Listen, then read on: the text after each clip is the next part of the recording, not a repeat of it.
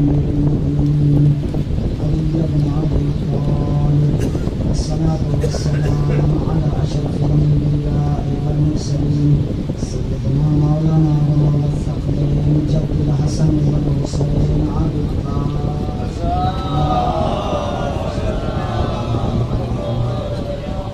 الطيبين الطاهرين المعصومين المظلومين ولعنة الله على أعدائهم أجمعين من الآن إلى يوم الدين أما بعد فقد قال الله تبارك وتعالى في كتابه المبين بسم الله الرحمن الرحيم وإذ ابتلى إبراهيم ربه بكلمات فأتاهن قال إني جاعلك للناس إماما قال ومن ذريتي قال لا ينال عهد الظالمين صلوات اللهم صل على محمد وعلى محمد. جتنے بھی مومنین فرش مجلس پر تشریف فرما ہے تمام مومنین کی صحت و سلامتی کے لیے مل جل کر باواز بلند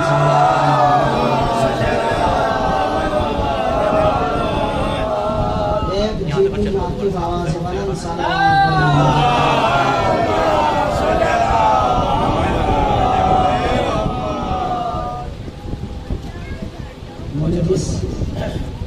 آئے کریمہ کی تلاوت کرنے کو شرف حاصل کیا. خالق کون و مقام، مالک ارض و سما، رازق انس و حیواں، زمین کا فرش بچھانے والا، آسمان کا شامیانہ معلق کرنے والا، دریاؤں میں روانی عطا کرنے والا، ناچتے ہوئے کہکشائیں، مسکراتے ہوئے گل، چٹکتے ہوئے کلیوں کو خن کرنے والا، اپنی محکم کتاب، اپنی مقدس کتاب، اپنی لامحفوظ کتاب، اپنی لاجواب کتاب، لا رہے قرآن کریم، پیغمبر اسلام کا، اللہ کے رسول کا، اللہ کے نبی کا زندہ و جاوید معجزہ ہے، جسے زمان اور مکان کی حد میں محدود نہیں کر سکتے، جسے زمان اور مکان کی حد میں محدود نہیں کر سکتے. یہ ہر زمانے میں مشکل کشا ہے، ہر درد کی دوا ہے، ہر مرض کے لیے شفا ہے، حاجت مند کے لیے دعا ہے، دشمن کے لیے قہر ہے، دوست کے لیے سپر ہے، انسانیت کا زیور ہے، محنت کا ثمر ہے. گلے میں ڈالو تو جان میں جان آتا ہے، سبحان اللہ سبحان اللہ سبحان اللہ. دل میں اتر جائے تو عین ایمان ہو جائے، گھروں میں رکھو تو حفاظت مکان ہو جائے. اگر انسان قرآن کریم کی یعنی اللہ کے کلام کی کلام اللہ کی تلاوت کرے تو تابندہ ہو جائے، اسی کلام اللہ پر عمل کرے تو پرندہ ہو جائے. سبحان اللہ سبحان اللہ. نماز کے لیے وضو کی شرط ہے، اسی طریقے سے آل محمد کا ذکر کرنے کے لیے طہارت کی شرط ہے. جس طریقے سے قرآن کریم کے حروف کو چھونے کے لیے وضو کی طہارت کی شرط ہے، اسی طریقے سے آل محمد کا ذکر کرنے کے لیے طہارت کی شرط ہے. چونکہ نماز اہل بیت علیہ السلام کے ساتھ ہے اور اہل بیت علیہ السلام نماز کے ساتھ ہے. نہ نماز حسین سے جدا ہے، نہ حسین نماز سے الگ ہے. توجہ میرا عزیزو، نہ حسین نماز سے الگ ہے اور نہ نماز حسین سے الگ ہے. اسی لیے اللہ کے رسول نے، اللہ کے حبیب نے ارشاد فرمایا، اگر آپ راتوں میں نماز شب پڑھنے والے ہو، دنوں میں روزے رکھنے والے ہو اور ابو قبیس کی پہاڑی کے برابر اللہ تعالیٰ کی راہ میں سونا و چاندی خیرات کرنے والے ہو، توجہ میرا عزیزو، اگر تمہارے دل میں نبی اور آل نبی کی محبت نہیں ہے تو اب اس سے کوئی فائدہ نہیں ملے گا. بھائی ہر انسان نماز کیوں پڑھتا ہے؟ تاکہ جنت مل جائے. یعنی ہر انسان کی خواہش یہ ہے کہ مجھے جنت حاصل ہو جائے، جنت مل جائے. اور پیغمبر اسلام نے کیا فرمایا؟ یا علی انت قسیم النار والجنہ، اے علی آپ جنت اور جہنم کے تقسیم کرنے والے ہیں. سبحان اللہ سبحان اللہ. بھائی مولا کائنات جنت اور جہنم کے تقسیم کرنے والے ہیں. اب مولا جسے چاہے داخل جنت کرے اور جسے چاہے داخل جہنم کر دے. چونکہ جنت کس کی ملکیت ہے؟ مولا علی کی. اب مولا علی کا رتبہ دیکھیے گا، مولا علی کی فضیلت اور عظمت دیکھیے. ادھر نماز کا وقت ہوا، مولا علی خانہ سیدہ میں داخل ہوئے، نماز کا وقت ہے، وضو کے پانی کے لیے آئے، خانہ سیدہ میں آواز دی، کوئی جواب نہیں ملا.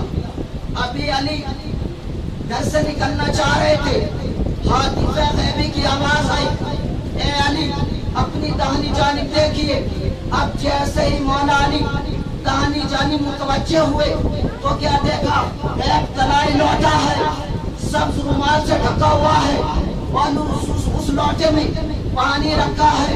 मौला ने लोटा उठाया, वुज़ू की, नमाज में शिरकत की, नमाज में शिरकत फरमाई। यह लोटा दुनिया का लोटा नहीं था बल्कि जन्नत का लोटा था।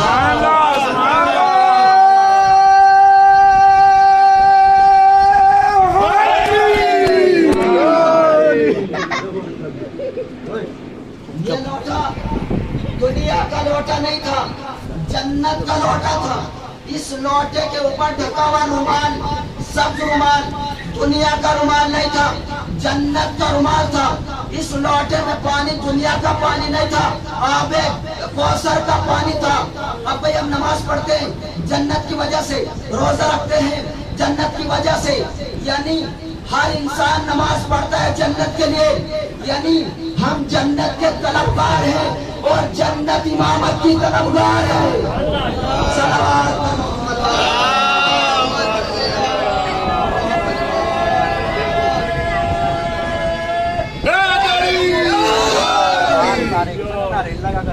और फिर इसके बाद खुदा बंदे आलम ने कुरान करीम में इरशाद फरमाया, कब, जब पैगंबर इस्लाम के कल्ब के ऊपर कुरान करीम नाज़िल हो चुका, कुरान करीम का नुज़ूल हो चुका। क्या कहा, वमा अरसलना मिन क़ब्लिक रसूलना, ए मेरे हबीब उनसे पूछिएगा जो तुमसे पहले नबी बना के भेजे गए। अब तमाम नबी, तमाम अंबिया किराम ने एक जुबान होकर कहने लगे, ए अल्लाह के रसूल, अल्लाह ने सबसे पहले अपनी तौहीद यानी ला इलाहा इल्लल्लाह, आपकी नबूवत, मोहम्मद रसूलुल्लाह, अली की विलायत, इमाम हसन की विलायत और इमाम हुसैन की विलायत का इकरार किया, तब हमें नबूवतें मिली।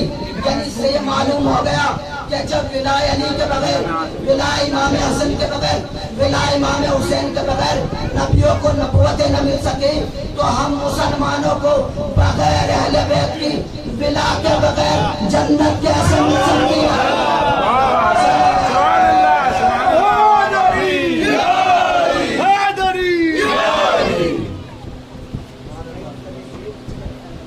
हम मुसलमानों को विलाए अहले बैत अलैहिस्सलाम के बगैर जन्नत कैसे मिल सकती है। अल्लाह ने अपनी मुक़द्दस कुरान करीम में इरशाद फरमाया, वैसे तला इब्राहीम रब्बुहु बिकलिमातिन फ़अतमहुन्ना क़ाल इन्नी जाइलुका लिन्नासि इमामा। और मैंने इससे पहले आपकी खिदमत में अर्ज़ किया कि कुरान और अहले बैत अलग नहीं है, कुरान और अहले बैत एक है। ना कुरान अहले बैत से जुदा है, ना अहले बैत अलैहिस्सलाम कुरान से अलग है। तो क्या फरमाया, वैज़ इब्तला इब्राहीम रब्बुहु बिकलिमातिन फ़अतमहुन्ना क़ाल इन्नी जाइलुका लिन्नासि इमामा क़ाल वमिन ज़ुर्रिय्यती क़ाल ला यनालु अहदि ज़ालिमीन। जब आज़माया जनाब इब्राहीम को चंद बातों के जरिए, चंद कलमात के जरिए, फ़अतमहुन्ना, बस जनाब इब्राहीम अपने मकसद में कामयाब और कामरान हो गए। फिर खुदा ने क्या कहा, इब्राहीम हमने तुम्हें लोगों का इमाम बनाया, हमने तुम्हें लोगों का इमाम बना दिया। जनाब इब्राहीम का एक इम्तिहान नहीं लिया गया, जनाब इब्राहीम का हर तरीके से इम्तिहान लिया। यानी जब से जनाब इब्राहीम की विलादत हुई और जब तक जनाब इब्राहीम का हयात रहे, जनाब इब्राहीम का हर तरीके से इम्तिहान होता रहा और जनाब इब्राहीम अपने मकसद में कामयाब व कामरान होते गए। जनाब इब्राहीम का एक इम्तिहान ये था, नमरूद के सामने खुदा की तौहीद का इकरार किया।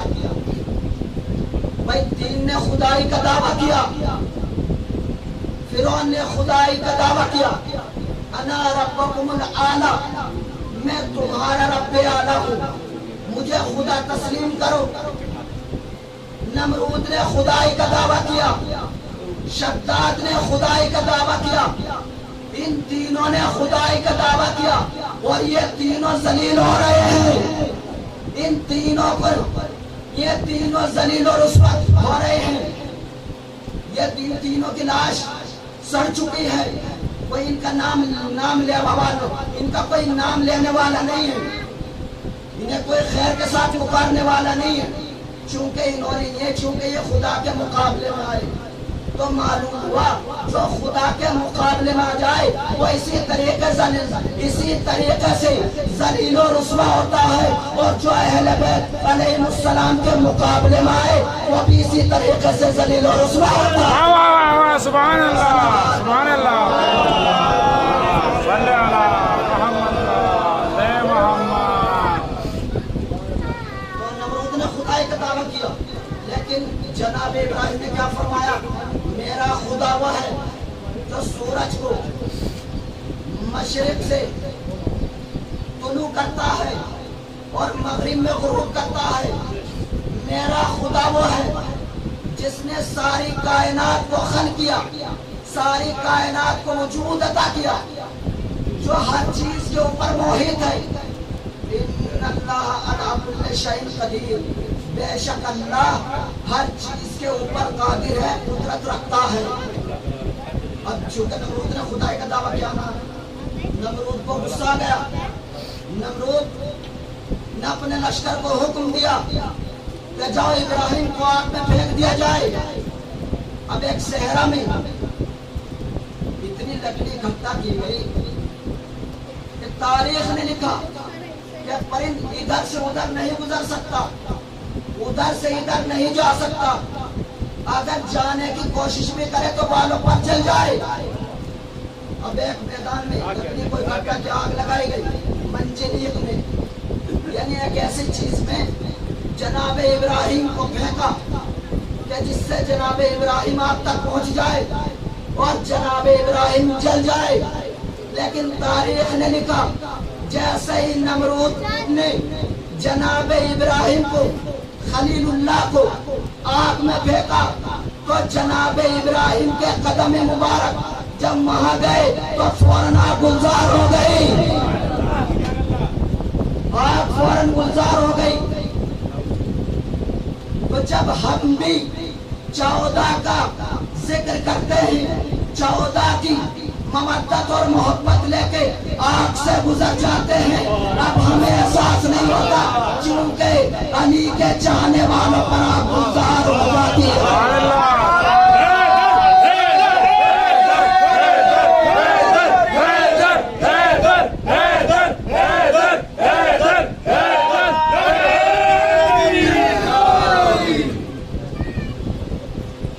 جیسے ہی جناب ابراہیم کے قدم مبارک آگ پر گئے تو فوراً آگ گلزار ہو گئی.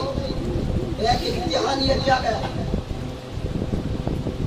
اور جناب ابراہیم کو جب آگ میں پھینکا جا رہا تھا, روایت میں ملتا ہے, تاریخ نے لکھا شہد کی مکھی یا ایک مینڈک اپنے منہ میں قلیل سا پانی لے کے چلا. جناب جبرائیل سے ملاقات ہوئی.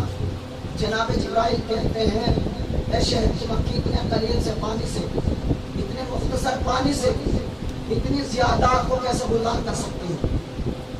اب شہد کی مکھی کہتی ہے اے جبرائیل, جانتی میں بھی ہوں, مجھے بھی ہے, لیکن میں کائنات کو یہ بتانا چاہتی ہوں کہ میں نمرود والوں میں سے نہیں ہوں, ابراہیم والوں میں سے ہوں.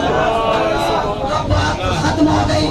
بھیا ہم ہر گھر میں فرشیازہ بچھا کے مجلس منعقد کرتے ہیں, نبی اور آل نبی کا ذکر کر کے کائنات کو یہی تو بتانا چاہتے ہیں کہ ہم حسینی ہیں, یزیدی نہیں ہیں.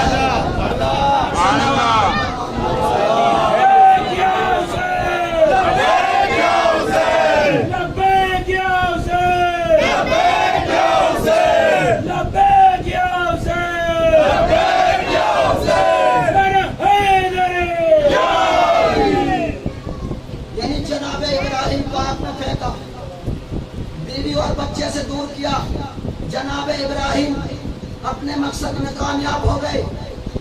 اللہ اپنے مخلص بندوں کا کسی نہ کسی طریقے سے امتحان لیتا ہے, اور جب انسان اس امتحان میں کامیاب ہوتا ہے، اس انسان کو اس امتحان میں شریک رہتا ہے، کوشش کرتا ہے، وہ انسان اپنے مقصد میں کامیاب ہوتا ہے۔ ارے خود دنیا میں رہنے کے بعد کامیاب ہو جاتا ہے، کوئی اہل بیت کی بنا دل میں رکھنے کے بعد یہاں بھی کامیاب ہوتا ہے اور وہاں بھی کامیاب ہوتا ہے۔ سبحان اللہ، سبحان اللہ، علیہ السلام کے چاہنے والے یہاں بھی کامیاب ہیں، وہاں بھی اللہ، کامیاب سبحان ہیں، اللہ۔ یہاں بھی رزق پاتے ہیں اور وہاں بھی رزق پاتے ہیں۔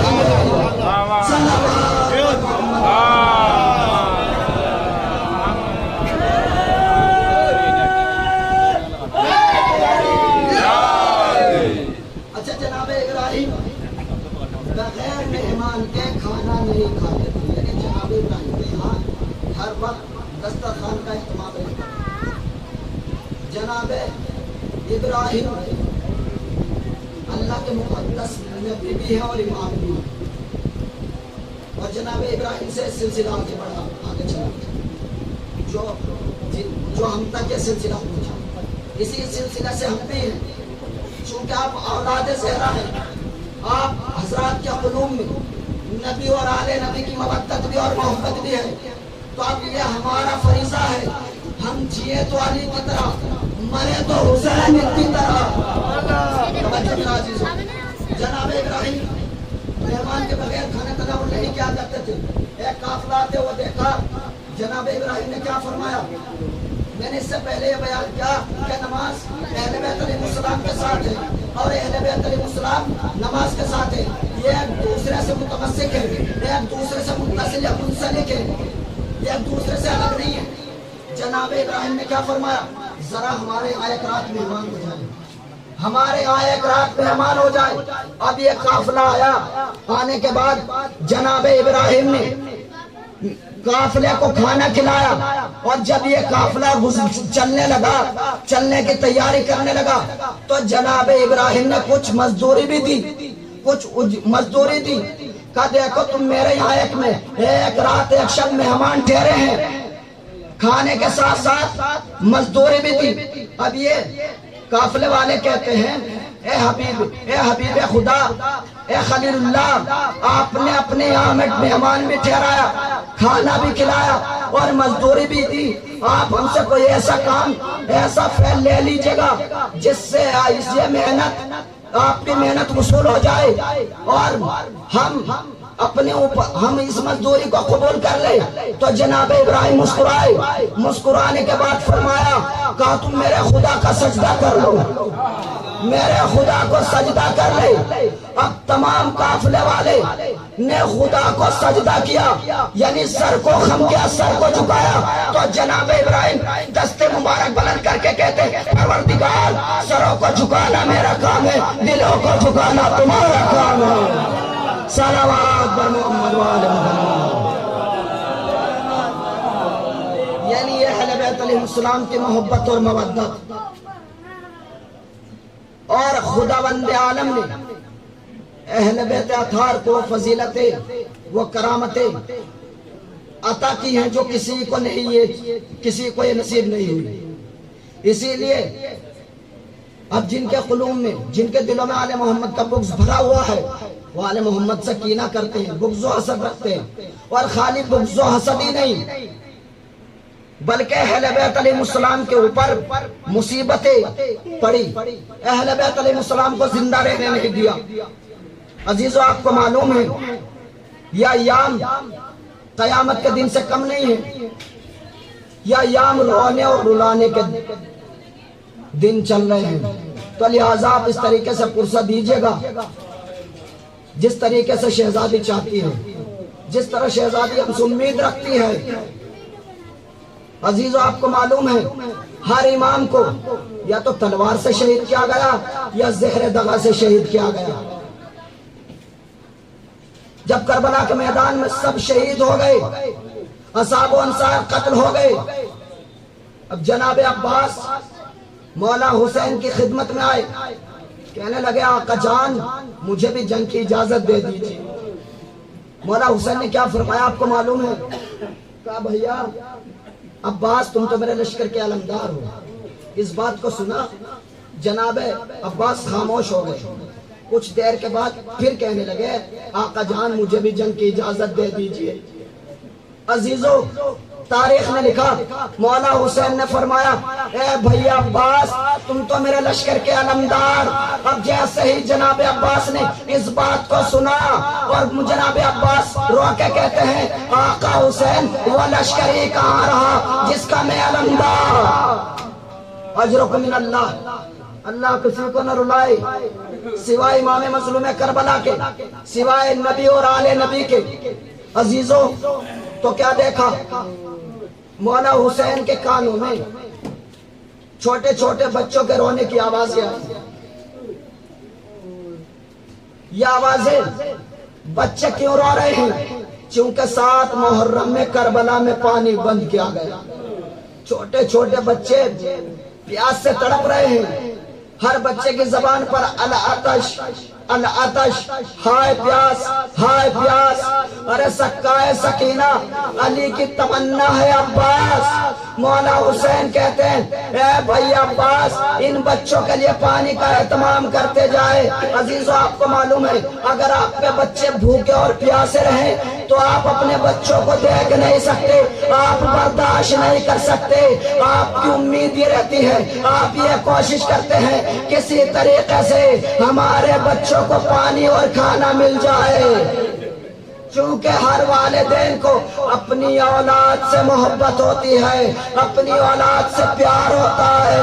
عزیزو اب جناب عباس نے ان بچوں کو تڑپتے ہوئے دیکھا, مشکیزہ لیا, خیمے میں آئے, بیویوں سے رخصت ہونا چاہتے ہیں. جناب زینب رو کے کہتی ہے اے بیویوں جب ہم مدینے سے چلے تھے میں نے تمہارے پردے کی ذمہ داری لی تھی. چونکہ میرا بھیا عباس حیات ہے, حیات تھا, اب ہائے میرا بھیا عباس بھی ہمیں اس عالم غربت میں چھوڑ کے جا رہا ہے. عزیزو بیویوں نے جناب عباس کو رخصت کیا. جناب حضرت ابوالفضل العباس گھوڑے پر سوار ہوئے اور نہر فرات میں پہنچے. مشکیزہ کو پانی سے پر کیا. اب جناب عباس نہر فرات سے نکلے. جناب عباس کے دل میں یہ سوچ ہے کسی طریقے سے پانی بچوں تک پہنچ جائے, خیام حسینی تک پہنچ جائے. لیکن عمر سعد کہتا ہے ارے سب سے عراب ہو جائے لیکن حسین کے بچوں تک پانی نہ پہنچنا چاہیے. حسین کے بچوں تک پانی نہ جائے. عزیزو آپ کو معلوم ہے جناب عباس خیام حسینی کی طرف بڑھ رہے ہیں. ایک شقی نے ایک ملعون نے ایسا وار کیا عباس کا دانا بازو قلم ہو گیا. علم مبارک نیچے کی جانب جھکا. سکینہ کا ننھا دل, سکینہ کا ننھا سا دل تڑپنے لگا. سکینہ رو کے کہتی پروردگار میرے چچا کی خیر. اللہ کسی کو نہ رلائے سوائے امام مظلوم کربلا کے. ایام اعظم دھیرے دھیرے رخصت ہو رہے ہیں. اللہ جانے آپ اگلے برس زندہ رہے یا نہ رہے. نہ جانے کتنے مومنین ہمارے درمیان سے گزر گئے ہیں. آپ یہ سوچ کے گریہ کیجئے گا کہ یہ ہماری آخری سانس ہے, ارے دوبارہ ہمیں مہلت ملے یا نہ ملے. عزیزو ایک شکی نے ایسا وار کیا عباس کا دانا بازو قلم ہوا.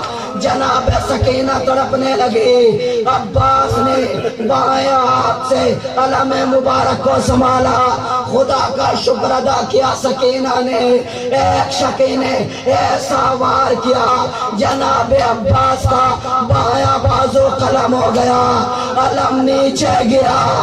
سکینہ کی آنکھ ٹوٹ گئی, اب علم دکھائی نہیں دیتا. عزیزو جناب عباس نے مشکیزے کو دانتوں سے, مشکیزے کے تسمے کو دانتوں سے دبایا کہ عباس زندہ رہے یا نہ رہے لیکن بچوں تک پانی پہنچ جائے۔ عزیزو آپ کو معلوم ہے ایک ملعون نے مشکیزے پر سوار کیا، اب مشکیزے کا سارا پانی زمین کربلا پر بہ گیا۔ عزیزو عباس کی آش ٹوٹ گئی اور ایک ظالم نے ایسا گرز مارا، اب عباس گھوڑے پر سنبھل نہ سکے، زین سے زمین پر آئے۔ عزیزو آپ کو معلوم ہے جب کوئی بلندی سے نیچے کی طرف آتا ہے، نیچے کی جانب آتا ہے، ہاتھوں کا سارا لے لیتا ہے، لیکن آئے غربت عباس منہ کے بل زمین کربلا پر گرے۔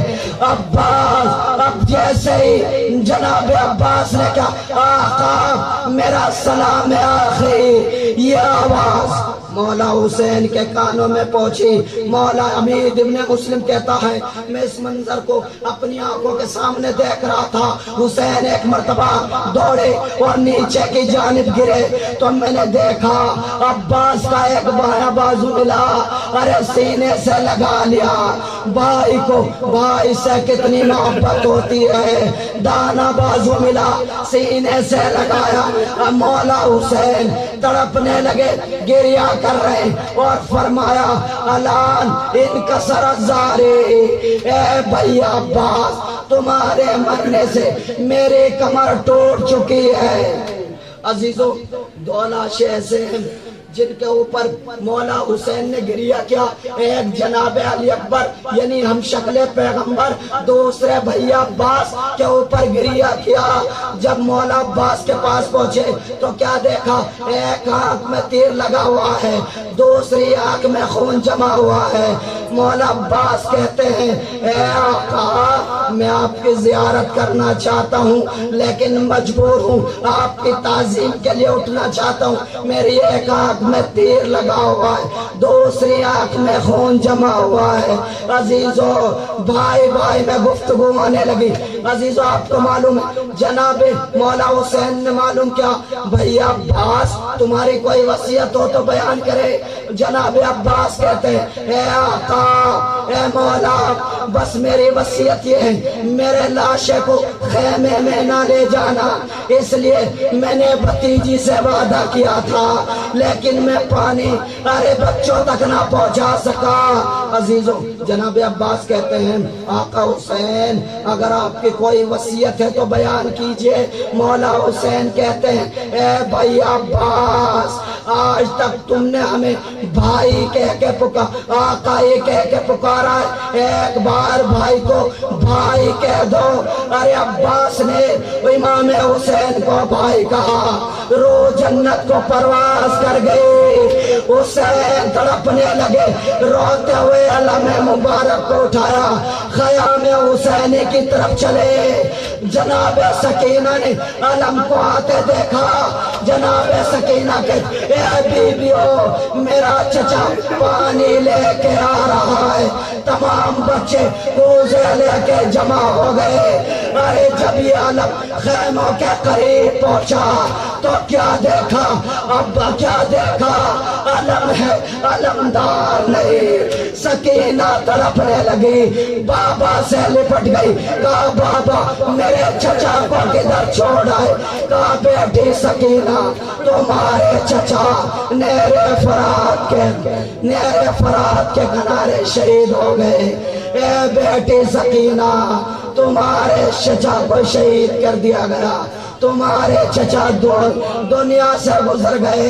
بیبیوں میں کوہرام مچا، سکینہ تڑپنے لگی، واہ مصیبتا واہ غربتا واہ باسا، انا للہ و انا الیہ راجعون، رضا بقضائہ و تسلیما لرحمہ فتقبل منا انک انت السمیع العلیم۔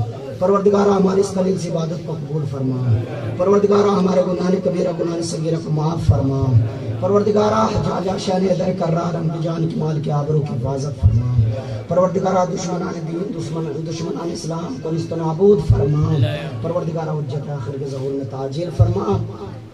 امام زمانہ عجل اللہ تعالی فرج شریف کے آوان انصار میں شمار کرما تو